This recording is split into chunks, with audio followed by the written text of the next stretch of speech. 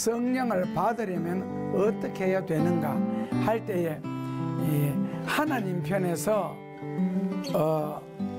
하시는 일은 이사야서 44장 3절 말씀에 보면은 같이 봉독하시면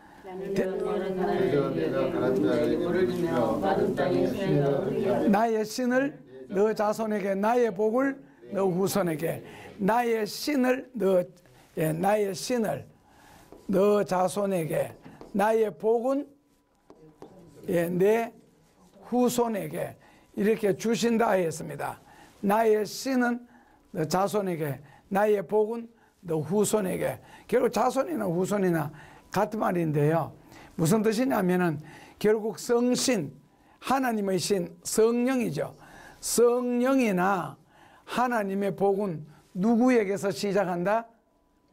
하나님으로부터 시작하는 겁니다. 아셨죠? 근데 그건 이제 성령으로부터 시작한다는 뜻입니다. 그러니까 성령도 하나님이 주셔야 인간이 받는 거고, 인간이 사모해서 받는 건 아닌 겁니다. 모든 것은 하나님 중심입니다. 그러니까 성령의 역사는 교회의 진정한 출발이기도 합니다.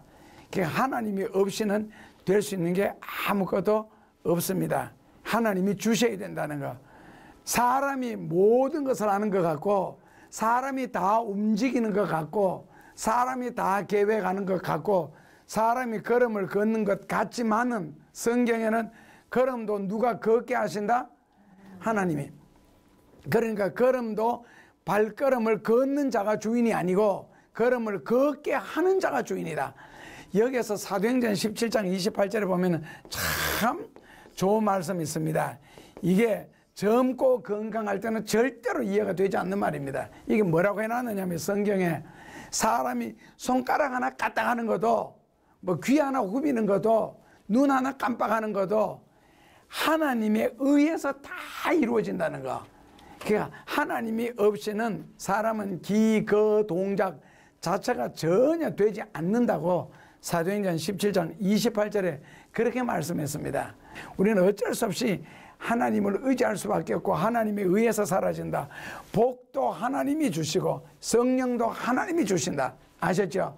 그래서 이거 철저하게 우리가 명심을 해야 되고, 둘째로는 에스겔서 2장 2절에 보면은 그 선지자로 하여금 주의 일을 하게 하는데, 에스겔서 2장 2절을 보시면은 말씀하실 때에 그 신이 내게 임하사 나를 일으켜 세우시기로 내가 그 말씀하시는 자의 소리를 들으니 내게 이르시되 인자야 내가 너를 이스라엘 자손 곧, 이런 식으로 쭉 말씀하시죠. 그러니까 이제 사역자 있잖아요. 사역자. 우리가 사역한다 그럴 때 사역한다, 혹은 다른 말을 바꾸면 이제 사명자죠. 사명자들, 사역자들이 주의 일을 할 때에 뭐라고 하나님의 신이 명해 주시고 하나님의 신이 일할 수 있는 능력까지 우리 가운데 주셔야 주의 일을 할 수가 있습니다. 그러니까 원천적인 능력 있잖아요. 원천적인 능력까지 하나님이 주셔야만이 주님의 일을 할 수가 있습니다. 그러니까 성령을 받지 않고 성령의 감동 없이 주의 일을 한다면 낱말 그대로 인간적으로 목회를 할 수밖에 없는 거예요. 성령의 감동이 없으니까. 말씀도 하나님이 주셔야 영감 있는 말씀, 성경 말씀을 전할 수가 있고, 그 다음에는 능력도 하나님이 주셔야 되지. 안 그러면은요 진짜 따분하고 지루하고, 예배 시간에 앉아 있어 보면 아시잖아요. 여러분들이 먼저 느끼잖아요. 제가 성령의 감동을 받는지 인간의 소리를 하는지. 벌써 인간적인 말을 하면요 영혼이 더 피곤해요, 나보다가. 근데 성경 말씀에 진리를 깨달을 때는 영혼이 굉장히 기뻐하고 아마 즐거워하는 것을 느끼시게 될 겁니다.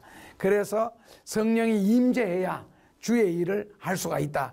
주의 일은 하고 싶다고 하고 하기 싫다고 안 하는 것이 절대로 아니라, 성령이 임하시면 저절로 주의 일이 되고, 성령을 받지 못하면 주의 일은 인간적으로 어떤 도덕적인 개념에서 한 번 정도는 뭐 충동적으로 할 수 있지만 절대로 평생을 두고 할 수가 없습니다.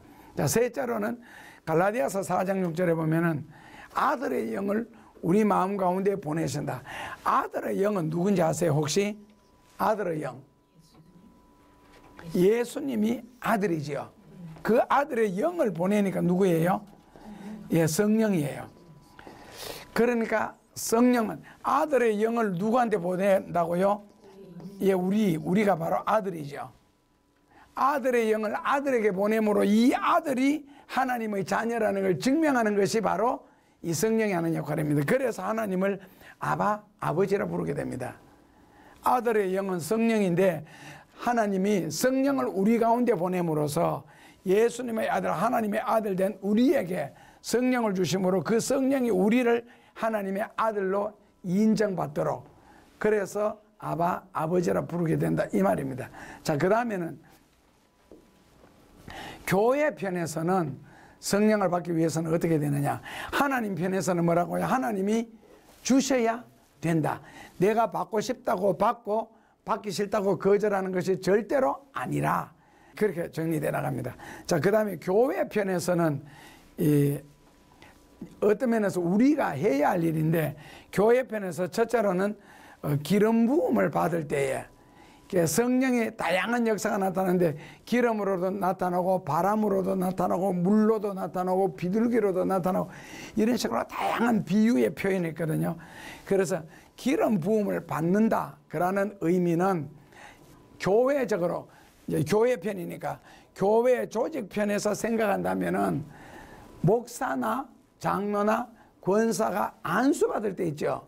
그때를 기름 부음 받는다라고 표현을 합니다. 교리적으로는요. 목사나 장로나 그렇게 권사나 직분자가 직분을 받을 때, 직분의 안수, 이때 기름을 부음을 받는다 그러고, 그 다음에는 이제 성령이 우리 가운데 역사할 때에 그 어떤 형태에 따라서 기름 부음의 역사가 있습니다. 그러니까 기름 부음을 받는 게 왜 중요하냐면은, 기름 부을 때 실제로 그 은사에 기름 부음이 있으면은요, 은사가 나타날 때는 그 은사의 종류에 따라서 다르겠지만 어떤 체험적인 것이 나타나는데, 기도를 받아도 기름 부음을 받아도 절대로 아무런 느낌이 없는 기름 부음이 있습니다. 첫째로는요, 복에 관한 안수기도 있잖아요. 복에 관한 안수기도, 복에 관한 성령의 역사는 일어나도 뭐 머리가 확 뜨겁다, 누구 말 따르면 막 가슴이 뜨겁다, 등이 뜨겁다, 아니면 환상이 보인다, 이런 게 전혀 없어요. 그냥 내가 이 시간 기도를 받을 뿐이지 그런 거 전혀 없고, 둘째로는 직분에 관한 거 있잖아요.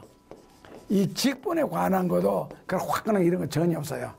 그래서 꼭 성령이 임한다 그래서 이 사도행전 2장에 나오는 것처럼 불의 혀처럼 막 휘감고 지나가고 이런 건 아닌 경우도 있고, 은사가 임할 때는 그런 경우도 있고, 특별한 경우 있다. 그러니까 아무런 느낌이 없다고 해서 실망할 필요는 전혀 없고, 그리스도인이란 뭐냐, 크리스찬, 성도란 무엇이냐, 성도란 무엇이냐 그랬을 때, 성도는 한마디로 말하면은 하나님의 약속을 믿고 사는 사람들, 이걸 성도라고 합니다. 뭐라고요? 성도란 뭐라고요? 하나님의 약속을 믿고 사는 사람. 그렇다면 하나님의 약속은 어디 있어요? 그렇죠. 하나님의 약속은 성경에 있습니다. 성경에. 그러니까 성경의 약속의 말씀을 믿고 순종하고 실천하면, 그 순종하고 실천하는 그 자리에 성령이 역사하시고 함께 하셔서 순종하는 만큼 순종하는 대로 그 다음에 뭐 복이 주어지든지 은혜가 임하든지 기적이 일어날 수가 있겠지요. 그래서 성도란 아시겠죠? 하나님의 약속을 믿고 사는 존재입니다. 환상을 본다, 뭐 음성을 듣는다, 이런 게 아니에요. 성경 말씀을 믿고 사는 존재, 그게 성도라는 정의입니다.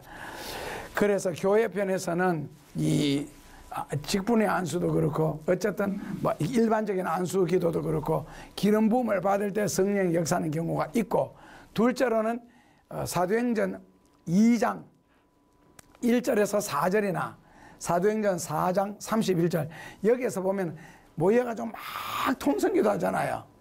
한 곳에 모여 통성기도, 이걸 우리는 보통 합심기도라 그래야 돼요. 마음을 합하여 기도하는 거.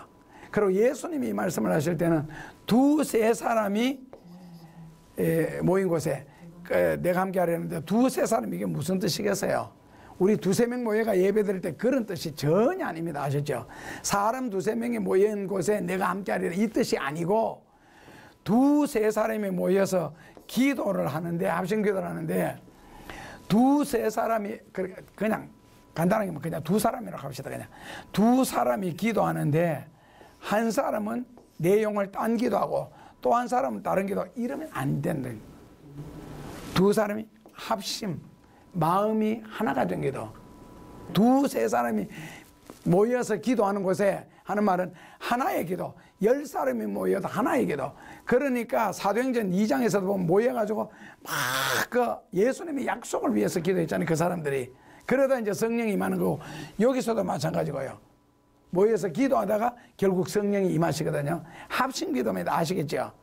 그러니까 이것은 앞에서 인도하는 사람이 제목을 분명하게 제시해 줘야 돼요. 지금은 이 기도를 합시다.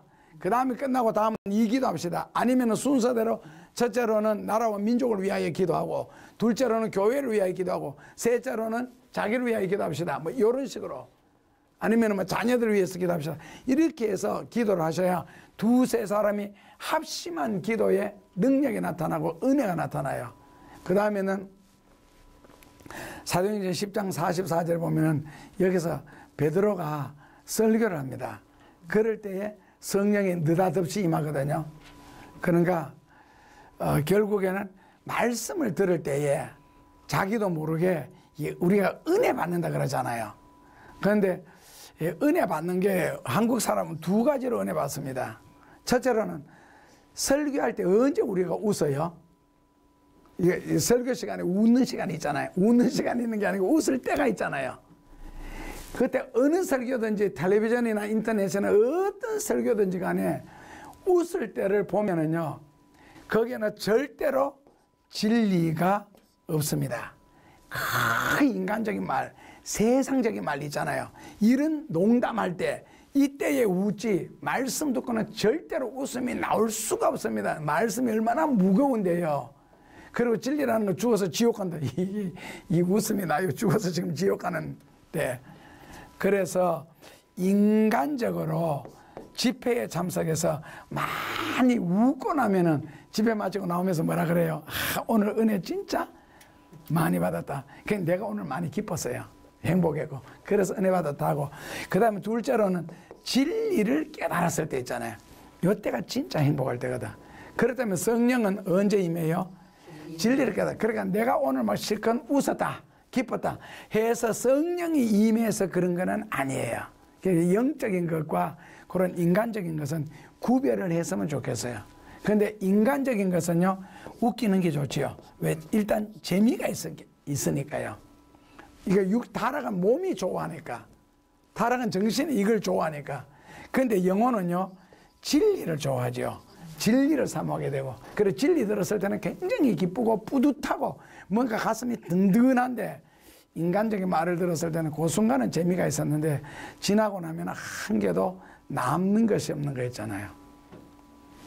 자, 그 다음에는 그러면 자기 자신은 어떻게 성령 받기를 준비해야 되느냐 했는데, 첫째로는 미가서 2장 7절에 보면은 하나님이 심판하시는데 행위가 정직한 자가 유익하다 그래 놨습니다.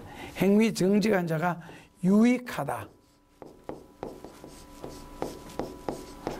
왜 정직한 자가 유익하겠어요? 정직한 자가 유익한 이유가 하나님의 심판 자체가 정직하잖아요. 의롭잖아요. 하나님의 심판 자체가 의롭고 정직하기 때문에 자기가 이미 바르게 살고 있고 정직하게 살고 있으면 심판 당할 게 없지요. 그러니까 유익할 수밖에 없는 거예요. 정직하게 사는 사람은요. 왜냐하면 하나님의 심판이 정직하기 때문에. 그래서 성경 말씀대로 순종해 놓고 성경 말씀대로 믿어 놓으면 후회할 것이 없습니다. 자, 그 다음에는 누가복음 2장 25절에 보면은 이 시므온 이야기가 나옵니다. 시므온 이야기가 나옵니다. 그런데 시므온이 의롭고 경건함으로 유익했다. 이런 말씀이 나오거든요. 그렇다면 시므온이 의롭고 경건하다 그라는 말은 전혀 흠이 없거나 죄가 없다. 그게 의롭고 경건한 거죠. 그렇다면 시므온이 정말 흠이 없고 죄가 없어요? 만약에 이렇다면 시므온은 뭐가 아니에요? 죄인이 아니죠. 죄인이 아니면 예수 믿을 자격도 없고 예수 믿을 필요도 없는 거예요. 시므온도 인간이기 때문에 죄를 지었습니다. 그리고 죄인입니다. 그러나 성경에 흠 없고 죄 없다, 흠 없다, 그렇게 의롭다라고 표현하는 이유는요. 자, 그 에스겔서에 보면 18장에 나오는 이야기인데 이런 이야기 나옵니다. 어떤 사람이 살면서 죄를 지었습니다. 잘못을 하고 거짓말을 하고 이간질을 하다가 좋은 일을 했어요. 헌금을 했어요. 그러다가 또 나쁜 짓 하고 또 뒤에서 남욕하다가 그 다음에는 누구를 한번 도와줬어요. 구제를 했어요. 밥도 사주고. 그러다가 또 그 본성이라는 게 어디 갑니까? 자기가 살기 위해서 이간질을 해야 자기가 지금 살겠거든. 그래서 또 거짓말도 하고 이간질도 하고 하다가 또 좋은 일 한번 했어요. 길에 지나는 할매를 도와줘서. 자, 이 사람은 죄인이에요, 의인이에요? 당연하게 죄인이죠. 사람들 머릿속에 뭐가 많이 인식이 되겠어요? 예, 그 사람이 잘못했던 걸 크게 생각하지 잘한 거 기억하지 않잖아요. 그런데 참 올바르게 살고 믿음으로 살려고 애쓰고 정직하게 살려고 애쓰고 기도하면서 살려고 애썼는데 죄를 들그덕 지었네. 그러다 또 막 헌신도 하고 봉사하고 하다가 또 죄를 들그덕 지었네. 이 사람은 죄인이에요, 의인이에요? 사람들 인식 속에. 그렇죠, 의인이죠. 성경에는 이것은 죄라 합니다. 실수라 그러죠. 구원받은 백성이 죄를 지을 때는 하나님이 실수라 그럽니다. 그거 죄 아니다. 왜? 예수 안에서는 정죄함이 없나니, 로마서 5장에. 그래서 바로 이런 경우예요. 시므온이 왜 인간인데 죄가 없게 해서 흠이 없고, 그러나 객관적으로 봤을 때 죄를 짓는 것보다 의를 행하는 것이 훨씬 많으니까 하나님이 이거는 지워주는 거예요. 이런 부분은요. 그래서 너 뭐라고요? 의롭다. 이렇게 인정을 받는 거예요. 이게 이제 굉장히 중요한 거죠. 사람이 인식을 시켜주는데 되게 중요한 부분이 있잖아요. 이런 부분. 그래서 하나님 의롭고 경건하기 때문에 결국 하나님한테도 우리가 다윗은 뭐 죄 안 지었어요. 그러나 하나님 보실 때에 이제 이게 인식을 많이 시켜주는 거 있잖아요. 우리가 바르게 사는 모습. 여러분들도 나도 죄를 짓고 실수합니다. 그러나 하나님 앞에 믿음으로 살려고 하는 그 모습, 행위, 이것을 많이 보여드리는 게 훨씬 중요하지 않느냐. 자, 셋째로는 우리가 할 일은 뭐냐. 사도행전 2장 38절인데 거기에 보면은 베드로가 그 당시에 이제 설교하는 내용이 나옵니다. 그 설교가 바로 뭐냐면은 회개하고 성령을 선물로 받으라. 그러면 너가 유쾌하게 상쾌하게 즐거운 날이 올 것이다 나옵니다. 회개하라. 그랬을 때에 회개하라잖아요. 자, 회개인데 회개라는 말을 헬라어로는 뭐라고 쓰느냐면은 메타노라고 씁니다. 메타노에네. 메타노에. 그래서 쓰는데, 이게 이제 복합어거든요. 메타, 그라는 말이 있잖아요. 메타라는 단어 뜻이 생각하다, 그라는 뜻입니다. 생각하다. 그 다음에 노에는요, 바꾸다, 그런 뜻입니다. 자, 그렇다면 회개가 무슨 뜻이에요? 생각을 바꾸는 게 회개예요. 생각을 바꾸는 게. 다른 말을 바꾸면 마음을 바꾸는 거예요. 그렇다면 이걸 인격적으로 회개한다 그랬을 때 인격적인 회개는 생각을 바꾸고 마음을 바꿔서 결론은 어디로 가야 되느냐? 거룩한 쪽으로 가는 것 있잖아요. 성결한 생활하는 거, 말씀을 순종하는 생활, 이것이 진정한 회개입니다. 회개라 그러는 것은 뭐라고요? 생각을 바꾸는 것. 안 그러면 마음을 바꾸는 것. 그러니까 이걸 마음을 고쳐먹는다 그러죠. 왜냐하면 고칠 게니까. 마음을 고쳐먹는다. 마음을 언제 고쳐먹느냐? 못되는 생각, 나쁜 생각, 남을 골탕 먹일 생각, 거짓말하는 생각, 이간저런 생각을 했다가도 이거는 성경적으로 어긋난다. 그렇다면 이 마음을 고쳐먹어야죠. 그 바꿔야죠. 그게 바로 뭐라고요? 회. 그게 이제 우리나라 사람들은 뭐는 많이 하는데, 회는 많이 하는데, 문제는 뭘 안 해요? 개가 안 되는 이유가 뭐겠어요? 회는 누가 하는 거예요? 마음이 하지요. 회는 마음이 하고 개는요? 행동이 합니다. 몸이 합니다. 이거 행동. 그러니까 행동이 고치기가 더 어렵다는 거죠. 마음은 뭐 고쳐 먹었다도 또 고쳐 먹으면 되니까, 마음은 한 번 고쳐 먹었다가 또 고쳐 먹으면 어떻게 되겠어요? 원래대로 돌아가는 거죠. 그러니까 거짓말이 가능한 거예요. 이 거짓말이 반복이 가능한 거고. 이건 뭐 우리가 끊임없이 우리도 생활 속에서 체험하는 내용이니까, 왜 인간이니까 안 되는 거니까요. 그래서 성령을 받으려면 하나님으로부터 뭐를 받아야 된다? 성령을 받아야 된다. 교회로부터는 안수, 사명, 세 가지. 그리고 자기 자신이 해야 할 일은 이렇게 바르게 사는 것. 그리고 사도행전 2장 32절에 하나님께 순종하는 거 있잖아요. 이 순종은 원래 아무나 하는 게 아니고, 하나님의 말씀을 순종하는 것은 누가 하겠어요? 불신자가 하겠어요? 마귀에게 속한 자가 하나님 말씀을 순종하겠어요? 그러니까 우리가 이제 진리를 순종한다 그랬을 때, 이 진리를 순종하는 것도 어떤 면에서는 특권입니다. 누구의 말씀이니까? 하나님의 말씀이니까 특권이, 하나님의 자녀만이 하나님의 말씀을 순종할 수 있는 특권이 있잖아요. 그런데 말씀을 순종하는 것조차도 나는 순종하고 싶은데 지독하게 안 되는 거라. 왜요?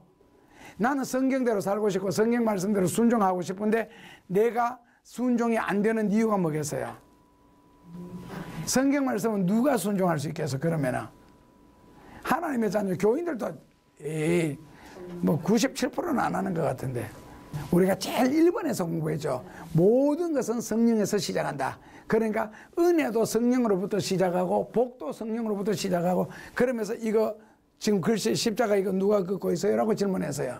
실제로는 초크 가져가는 그런 뒤에 주장하는 걸 내가 한다. 그래서 성령을 받아야 성경을, 진리를 순종할 수가 있습니다. 안 그러면 한두 번은 되는데도 안 돼요. 이스라엘 백성들이 체험을 얼마나 많이 했어요. 매일 체험하고 있잖아요. 매일 불기둥, 구름기둥, 매일 나르는 음식부터 시작해서, 그리고 뭐 물 마시는 것부터. 그런데도 불구하고 그 체험, 하나님의 임재함 아래에서 원망하고, 그 아래에서 죄를 짓고, 그 아래에서 불평하고 그랬잖아요. 지금도 하나님 함께 계시는데, 역시 그런 면에서 우리도 우리 모르게, 우리는 성령이 항상 우리와 함께 하신다는, 이제 뒤로 나가면 이제 공부가 나올 텐데, 그럼에도 불구하고 예를 들어 성령이 내보고 언제 화내라 그랬으면, 언제 성령이 내보고 원망하라 그랬습니까? 성령은 항상 기뻐하고 범사에 감사, 이거잖아요. 성령이 하시는 일은. 그러니까 우리가 원망한다, 불평한다, 뭐 섭섭한다, 이거는 다 성령이 하시는, 시키는 건 아니잖아요. 그 이스라엘 백성들도 다 죽을 때까지 어떻게 못 깨달아? 왜 못 깨닫는지 아시죠? 신명기 29장 4절에 하나님께서 그들의 마음을 열어서 깨닫는 마음을 안 주셨고, 눈에는 보는 눈을 안 주셨고, 귀에는 듣는 귀를 안 주셨죠. 그러니까 항상 체험하고 죽어가는 거 보면서도 저거 왜 죽는다는 걸 알잖아요. 알기도 하고 보기도 하고 깨닫기도 했는데도 자기가 나중에 또 거짓하잖아요. 그 걸려는. 그게 왜냐하면 성령이 근본적으로 안 주셔서 그래. 그 성령께서 은혜를 베풀어 주셔서 깨닫게 해주시고 결심하게 해주시고 순종할 수 있도록 해줘야 되지, 인간적인 것에는 한계가 있다. 그래서 하나님께 순종하는 것은 아무나 하는 것이 절대로 아니고, 누구만 한다? 성령을 받은 자를 성도라 그러거든요. 그래서 성도만이 순종할 수가 있습니다. 이거 뭐 안식일을 기억하여 거룩하게 지켜라부터 11조 하는 것부터 전도하는 것부터 모든 매사에 감사하는 것, 기뻐하는 것부터 성령의 은혜를 받아야 성경이 순종이 되어집니다. 자, 그렇다면은 성령 받은 증거가 뭐냐? 내가 성령을 받았나 못 받았나 도대체 했을 때 성령 받은 증거는 시편 51편 12절에 보면 구원의 즐거움을 회복시켜 주옵소서. 이 다윗의 회개시가 시편 51편이에요. 31편 이런 거요. 다윗의 회개시인데 다윗이 이 기도를 해요. 구원의 즐거움을 했을 때, 자, 다윗이 굉장히 많은 죄를 짓잖아요. 그랬을 때 다윗의 구원을 빼앗겨서요, 그대로 유지했겠어요? 죄를 막 지을 때. 한 번 받으면 영원한 거 아닌가? 예, 그게 교리라는 거예요. 맞습니다. 구원은 한 번 딱 받잖아. 하나님의 자녀되죠. 절대로 구원은 빼앗기지 않습니다. 하나님의 자녀되다 마귀 자녀되다 또 회개하니까 또 하나님의 자녀되다 또 죄를 지으면 또 마귀 새끼 됐다. 이게는 웃기는 거잖아요. 무슨 호적을 몇 번 옮겨야 돼. 그런 건 아니야. 한 번 구원을 받으면 예수님이 다시는 안 빼앗긴다. 그런데 뭐를 잃느냐? 즐거움을 잃습니다. 구원의 즐거움. 구원의, 그러니까 다윗이 언제 기뻐합니까? 그 다음에는 항상 괴로워하면서 눈물 흘리면서 그 다음에 뭐를 잃느냐? 복을 잃어요. 복을. 그러니까 구원을 우리가 한번 받았을 때 구원은 잃지는 않으나 지옥은 안 간다는 거죠. 특별히 예수님을 부인하거나 이런 거 외에는 구원은 안 뺏기지만 뭐는 뺏긴다? 구원의 감격 있잖아요. 구원의 기쁨, 구원의 즐거움, 구원의 축복을 빼앗깁니다. 그래서 구원받고 난 뒤에 우리가 꼭 해야 될 일이 뭐냐? 말씀을 순종해라. 왜 말씀을 순종해야 되느냐? 말씀을 순종하는 것에서 얻는 것은 구원이 아니고 축복입니다. 하나님의 복료, 하나님의 축복은 말씀을 순종하다가 복을 받고 말씀을 순종하다가 능력을 받고 말씀을 순종하다가 은혜를 받는 거거든요. 그래서 말씀을 순종해라 그러는 겁니다. 말씀을 순종해라. 아셨죠? 구원은 뭐라고요? 예수님을 믿음으로 받고 축복이나 능력이나 은혜는 말씀을 순종함으로 받습니다. 그래서 구원받았으면 반드시 이런 하나님의 막 복을 받았다 기도하는데 응답이 되었다면 이런 그 감격, 기쁨, 즐거움이 계속 유지되겠죠. 그런 현상을 통하여서 근본적인 것은 성령으로 말미암아 영적으로 주어지지만은 그러나 그 감격과 기쁨을 유지하는 것은 삶의 현장에서 체험을 통하여 주어진다. 그런데 그 체험은 진리를 순종함으로 체험이 오기 때문에 그래서 말씀을 순종하는 맛, 말씀을 순종하는 멋, 말씀을 순종할 때 그 희열, 기쁨, 감격 이런 게 막 임하잖아요. 단순하게 내가 봉사했다, 전도했다가 아니잖아요. 전도하고 난 뒤에 한 생명을 구원받아 됐을 때 그 기쁨이라는 거. 그 다음에는 전도하다가도 저도 같이 예수 믿습니다. 수고 많습니다. 그 한마디만 들어도 막 기쁘잖아요. 왜? 같이 믿는 사람 만났으니까. 그래서 말씀을 순종할 때, 말씀을 실천할 때 구원의 감격과 기쁨과 즐거움은 계속 다가오는 겁니다. 구원을 받아도 말씀을 순종하는 생활을 안 하잖아요. 그러면요, 자기도 모르는 사이 믿음을 다 잃어버려요. 그 다음에는 구원을 받고 난 뒤에는 주어지는 것이 하나님의 뜻을 깨닫는다. 성령을 받고 나면요. 성령을 받고 나면은 그 하나님의 속에 깊은 것을 누가 하려고 그랬는데 성령이 아시죠. 그래서 하나님의 뜻을 깨닫는다는 말은 여러분들은 하나님이 싫어하시는 거 좋아하시는 거 아세요 모르세요? 아시죠? 예, 뭐 하려고 하면 그리고 그 일을 하고 난 뒤에 행동 이후에 예를 들어서 전도하거나 섬기거나 봉사하고 난 뒤에 막 기분 나쁘거나 디프레스 받거나 스트레스 받는 경우 없죠. 왜냐하면 이미 그거 자체가 구제나 섬기하고 난 뒤에다 되게 기쁜 것은 하나님이 기뻐하기 때문에 내 영혼이 기뻐하는 거고, 이제 죄를 짓고 나면 찝찝하고 아무도 모르는데도 너무너무 그건 하나님이 싫어하기 때문에 그렇습니다. 그래서 성령의 은혜를 받으면은 성령은 하나님과 같은 생각을 하잖아. 예수님과 같은 생각을 하고. 그래서 예수님과 같은 생각, 같은 일, 같은 생각, 같은 사상 이런 거 하면은요, 나도 모르게 속이 기쁘고 반대되는 행위를 하면 나도 모르게 막 싫어져요, 그것이. 그리고 성령이 임하게 되면은 고린도전서 12장 3절에 성령으로 말미암지 않고는 예수님을 주로 시인할 수가 없다 나오는데, 자, 세상에는 굉장히 많은 사람들이 있습니다. 이 사람들은 로마서 3장 23절에 보면 다 죄에 빠졌습니다. 그래서 하나님이 여기 계신다고 했을 때에 이 하나님의 영광에 이르지를 못합니다. 왜? 죄에 빠졌기 때문에.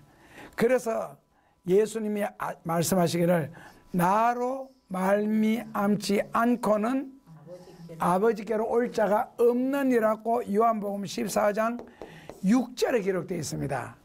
요한복음 14장 6절이라 그러면 대략 다 나는 길이요 진리요 생명이다 요거만 외우거든요. 그 뒤에 요런 말씀이 나와요. 나는 길이다 진리다 생명이다. 그 뒤에 나로 말미암지 않고는 아버지께로 올 자가 없느니라. 근데 예수 그리스도를 구주와 주님으로 고백하려고 하면 누가 해야 된다? 성령으로 말미암지 않고는, 그게 고린도전서 12장 3절이거든요.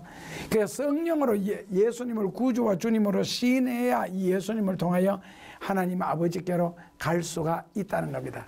그 다음에는 에스겔서 36장 27절에 보면은 그 성령을 받으면 말씀을 순종하게 되어 있습니다.